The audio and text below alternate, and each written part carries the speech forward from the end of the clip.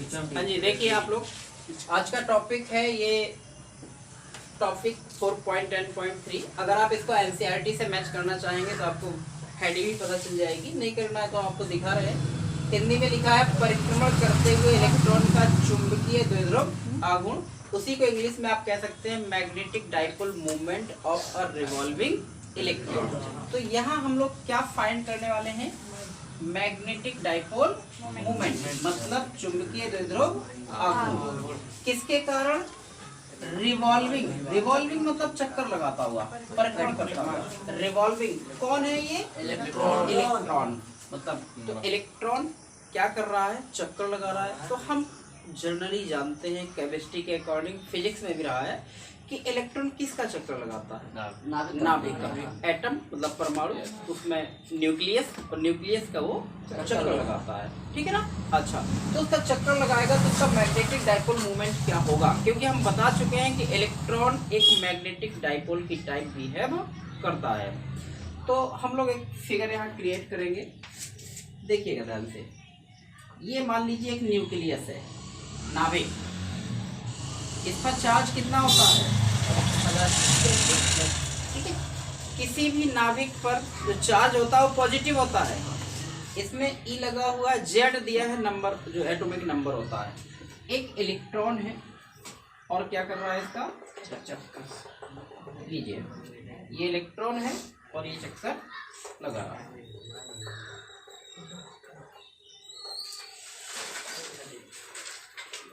पूरा बना सकते हैं, कोई जरूरी नहीं है, पर डॉट डॉट बनाए ही थे।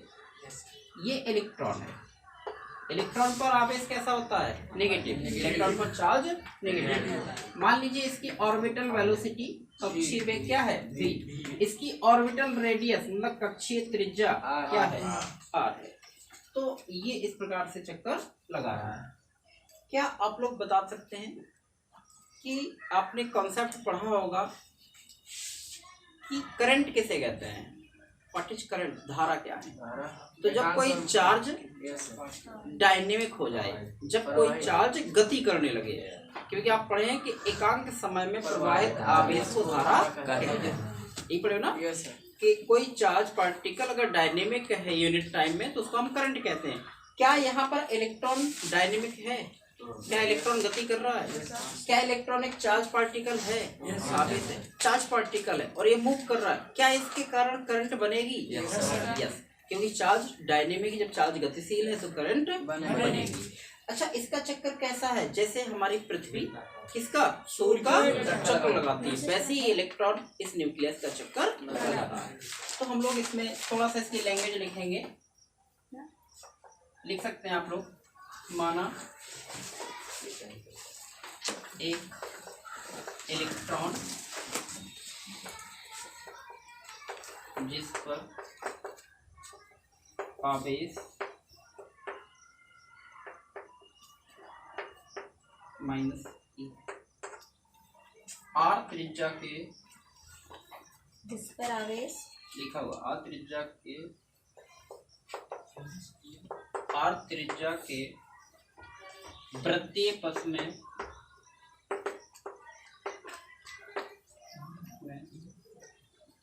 v वेग से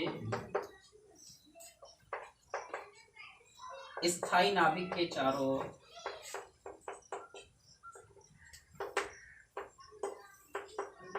ओर चक्कर लगा रहा है या परिक्रमण कर रहा है। परिक्रमण कर रहा है, ये लैंग्वेज बनाई जाती है। जैसा फिगर में है वैसा ही देखकर बनाई जाती है। हम कह सकते हैं let us consider a charge particle of charge E revolving around a stable nucleus with velocity v and radius of circle is r। मतलब अगर इंग्लिश में आप डिफाइन कर सकते हैं तो जैसा आपको दिख रहा है वैसा इसको कह सकते हैं। देखिए, मूविंग गतिशील इलेक्ट्रॉन के कारण उत्पन्न विद्युत धारा। देख लीजिए आप लोग इधर, electric current due to moving electron.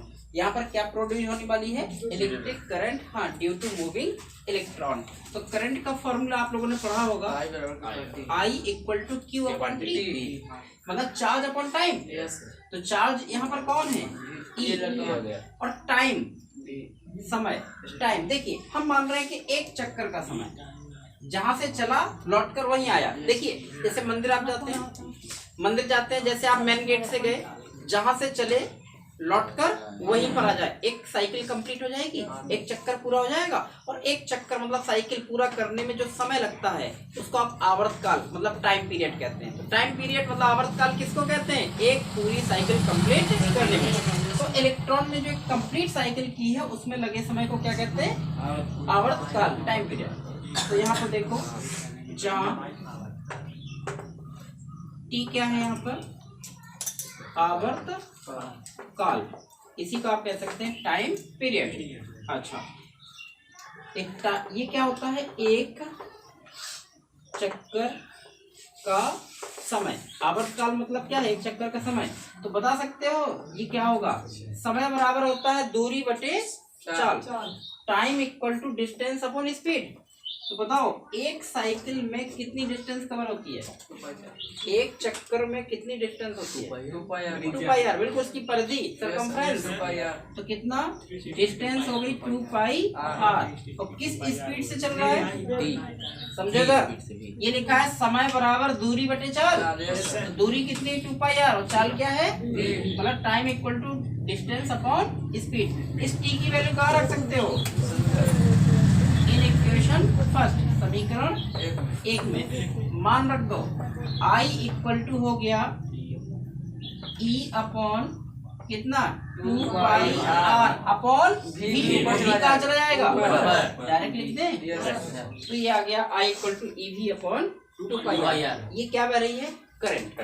अब तुम लोग एक बता सकते हो इस धारा की दिशा मतलब कैसी है? देखिए इलेक्ट्रॉन कहाँ चक्कर लगा रहा है? Anti clockwise.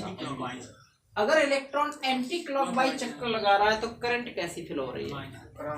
कभी आपने पढ़ा है करंट की डायरेक्शन? जिस डायरेक्शन में इलेक्ट्रॉन जाते हैं उसके अपोजिट करंट की डायरेक्शन होती है। जिस दिशा में इलेक्ट्रॉन चलते हैं उसके विपरीत दिशा में धारा की दिशा मानी जाती है। ऐसा था कहीं भी? अच्छा, तो अगर इसी को हम ऐसे बनाना चाहते, मतलब बनाया नहीं, इसी को इक्विवेलेंट मान लीजिए, तो इलेक्ट्रॉन कैसे चल रहा है? ऐसे। तो इसमें करंट की डायरेक्शन कैसी होती है? क्लॉकवाइज। क्लॉकवाइज, समझ रहे हो? अगर करंट की डायरेक्शन क्लॉकवाइज होती तो इसका जो मैग्नेटिक फील्ड है वो कैसा होता? अंदर की ओर कि बाहर की ओर? अंदर की ओर। अंदर की ओर। वेरी गुड, ध्यान रखिएगा। तो इसकी जो डायरेक्शन है हम लिख देते हैं, कैसी हो जाएगी? क्लॉकवाइज। और इलेक्ट्रॉन कैसा चल रहा है? Anti clockwise. तो आप इतना इसमें लिख लीजिए। हम लोग आगे बढ़ते हैं। हमें क्या निकालना है? मैग्नेटिक डाइपोल मोमेंट, मतलब m चाहिए। m निकालने के लिए आपके पास क्या होना चाहिए? I इंटू ए। क्या I हम लोग कंसीडर कर चुके हैं? बचा कौन? a बचा। तो एरिया तो मिल जाएगा पाई आर स्क्वायर। बस सब लिख लेंगे। अतः इलेक्ट्रॉन का चुंबकीय द्विध्रुव आघूर्ण, यहाँ ध्यान दीजिए, हम लोग निकाल रहे हैं magnetic dipole movement. Magnetic dipole movement of electron. और अब यहाँ पर दो तरीके हैं। इसको आप लोग m से भी लिख सकते हो, एनसीईआरटी के अकॉर्डिंग चलोगे तो इसको आप म्यू भी लिख सकते हो। किसी किसी किताब में आपको m मिलेगा जो हम लोग अभी तक पढ़ते आए हैं, किसी किसी बुक में आपको क्या मिलेगा? म्यू। तो हमने दोनों इसलिए बता दिए कभी कंफ्यूज आप ना हो। तो हम m लेके ही चल रहे हैं सपोज दैट। तो m इक्वल टू कितना होता है? I इंटू ए। और I इंटू ए की जगह रख सकते हैं आप कितना? पाई आर स्क्वायर। यहाँ बेटा किसकी वैल्यू पुट कर सकते हो? I की जो आप कैलकुलेट कर चुके हो, कितना? E upon 2 pi r into pi r square. Pi से पाई, एक आर से m इक्वल टू बच गया EVR/2। This is the magnetic dipole moment of electron. यह इलेक्ट्रॉन के चुंबकीय आघूर्ण का डेरिवेशन है। तो बेटा कभी भी अगर आपको मैग्नेटिक मोमेंटम निकालना है तो फॉर्मूला होता है I/A। पूरी राम कहानी किसके लिए थी? केवल और केवल करंट के लिए, क्योंकि एरिया तो पाई स्क्वायर होता है। तो करंट कब बनेगी? जब इलेक्ट्रॉन मूव करेगा। इलेक्ट्रॉन मूव करेगा तो करंट का फॉर्मूला होता है I equal to charge upon time. तो चार्ज E है, टाइम यहाँ कौन है? Time period. और वो कितना? Time equal to distance upon speed. इसको पुट कर दीजिए, I आ गया। जैसे I निकला है, I m equal to I/A, calculate कर लीजिए, आंसर आ गया। अब इसमें छोटी छोटी 2-3 चीजें और हैं जो हम आपको अभी बताएंगे। पहले इतना लिख लीजिए आप लोग इसको कॉपी कर सकते हैं। इंग्लिश मीडियम वाले भी बच्चे इसको देखकर कॉपी कर सकते हैं आप लोग। अब इसके आगे कुछ नया देखने वाले हैं, देखिए। हमारा हम लोग अभी पहुंच चुके हैं इक्वेशन। इसको 2 बना लीजिए, EVR/2 इक्वेशन 2। इसमें एक चीज और फाइंड करनी होती है, जायरोमैग्नेटिक रेशियो, या इसी को गायरोमैग्नेटिक रेशियो भी बोलते हैं। हिंदी में कहेंगे घूर्ण चुंबकीय अनुपात। तो हम लोग करते क्या है, जो हमारा इक्वेशन आया है EVR/2, इसमें हम लोग इलेक्ट्रॉन के मास मतलब Me से मल्टीप्लाई और डिवाइड कर देते हैं। तो हम लोग लिख दिया समीकरण 2 में Me से गुणा 1 भाग, मतलब मल्टीप्लाई और डिवाइड बाई Me। तो जो EVR लिखा था Me से गुणा Me से भाग। तो इसमें MVR एक फॉर्मूला होता है जो 11th में पढ़ा है हम लोगों ने। कौन सा फॉर्मूला होता है वो? Angular momentum. एंगुलर मोमेंटम, कोणीय संवेग। तो जहां पर ये MVR आया है वहां पर हमने एंगुलर मोमेंटम की वैल्यू रख दी। कितना आ गया? L। तो EL/2me, EL/2me। तो ये क्या हो गया? This is the relation between magnetic dipole moment and angular momentum लिखा हुआ है यहाँ पर। अगर इसमें हम क्या करें, L को यहाँ ले जाएं तो मल्टीप्लाई वाला डिवाइड में आएगा तो M/L हो जाएगा। तो बचेगा कौन? E/2me, E/2me। इलेक्ट्रॉन की value 1.6 × 10⁻⁹, mass of electron 9.1 × 10⁻31। Calculate कर लोगे तो लगभग आंसर आएगा 8.8 10⁻10 कूलाम पर किलोग्राम। कूलाम पर किलोग्राम कहाँ से आया? E/me, कूलाम पर किलोग्राम। तो ये किसकी वैल्यू है? तो आंसर है M/L का ही नाम है जायरोमैग्नेटिक रेशियो। तो जायरोमैग्नेटिक रेशियो होता है M/L और इलेक्ट्रॉन के लिए इसकी वैल्यू है 8.8 10⁻10। अगर इसको हम डिफाइन करना चाहें तो the ratio of magnetic dipole moment to angular moment is called gyromagnetic ratio. तो इस प्रकार से आप इसको भी सॉल्व कर सकते हैं। अब इसमें एक चीज और बची है। हो गया आप लोगों का इतना? मिटाएं इसको इतना? चलिए देखिए आगे। अगर इसमें बोर मैग्नेट्रॉन आपको निकालना हो,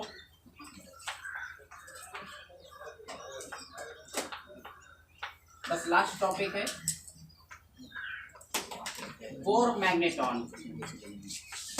नाम सुने हो कभी ये? बोर सुने? बोर केमिस्ट्री में नहीं सुने हो? बोर का नाम सुने हैं? हाँ वही बोहर। कोई कोई इसको बोहर कहता है, कोई कोई इसको बोर कहता है। इसको अभी लिखा रह देते हैं, इसका यूज है। देखें आप लोग ध्यान से, बोर मैग्नेट्रॉन। तो एटम से रिलेटेड, परमाणु से रिलेटेड बोर ने एक थ्योरी दी थी। क्या? देखिए, एटम से रिलेटेड सबसे पहले थॉमसन का मॉडल आया, पढ़े हो कभी? अच्छा, थॉमसन के बाद रदरफोर्ड का मॉडल आया। रदरफोर्ड के बाद नील्स बोर का मॉडल आया जो उनके शिष्य थे। तो इन्होंने क्या कहा कि इलेक्ट्रॉन नाभिक के चारों ओर सभी कक्षाओं में चक्कर लगाते हैं। नहीं लगाते हैं, केवल उनमें चक्कर लगाते हैं जिनमें इनका कोणीय संवेग h/2π का पूर्ण गुणज होता है। अगर ध्यान आ रहा है तो ठीक है, नहीं आ रहा तो कोई बात नहीं। कि इलेक्ट्रॉन न्यूक्लियस के चारों ओर सभी ऑर्बिट में रिवॉल्व नहीं करते हैं, केवल कुछ स्टेशनरी ऑर्बिट में रिवॉल्व करते हैं जिनमें इनका एंगुलर मोमेंटम h/2π का मल्टीपल होता है। ये किसने कहा था? बोर। तो वही, तो देखो बोर के अनुसार कोणीय संवेग मतलब एंगुलर मोमेंटम, एंगुलर मोमेंटम की वैल्यू होती है बेटा कितनी? n h अपॉन 2 पाई।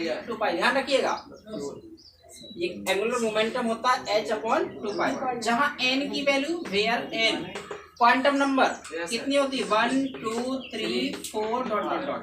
अगर आप पहली ऑर्बिट लेंगे पहली कक्षा तो बन रखी है 2 3 4 ऐसे। अच्छा देखिए इसमें अब आप यहाँ पर देखो एक चीज ध्यान दीजिएगा, हम लोग जो कैपिटल M ले रहे थे इसको हम लोग म्यू लेने वाले हैं। क्या लेने वाले हैं? म्यू। ध्यान रखिएगा यहाँ चुंबकीय आघूर्ण के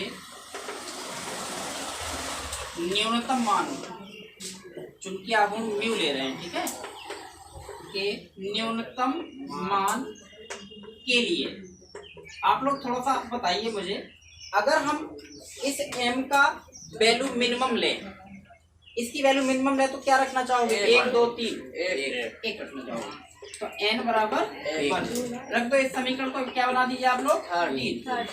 तो समीकरण 3 से थर्ड इक्वेशन से l की जगह रख दीजिए इसमें, तो m की जगह हम लोग क्या यूज करने वाले हैं?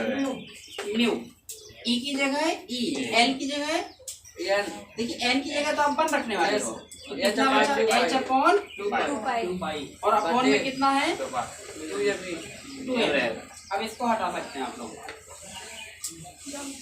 तो देखिए यही हमारा आंसर है, इसको सही रूप में लिख दीजिए mu equal to E H upon 2 नहीं 4 कितना 4 पाई एम ई। ये जो फॉर्मूला है यही फॉर्मूला आपका कहलाता है क्या? Bore magnet. अगर आ जाए कि बोर मैग्नेट्रॉन का फॉर्मूला क्या है तो मैग्नेटिक डाइपोल मूवमेंट ही है कितना? ई एच अपॉन 4 पाई एम ई। जहाँ मतलब हेयर कोई एच का नाम जानता है? प्लैंक कांस्टेंट है ये, प्लैंक कांस्टेंट, प्लैंक नीयतांक। इसकी वैल्यू याद कर लेना 6.626 10 to the power minus 34 joule second. अगर इन सब की वैल्यू हम पुट कर दें कितना? इसका वैल्यू होता है 1.6 10 पावर माइनस 19। एच की वैल्यू आपने बता दी है 6.626 10 टू द पावर माइनस 34। देखते जाओ बस 4 फाई का मान 3 और एम ई का मान 9.1 10 टू द पावर माइनस 31, जो कि आपको कैलकुलेट नहीं करना है, कौन करता रहेगा इतना, डायरेक्ट याद रखो। यह आएगा 9.27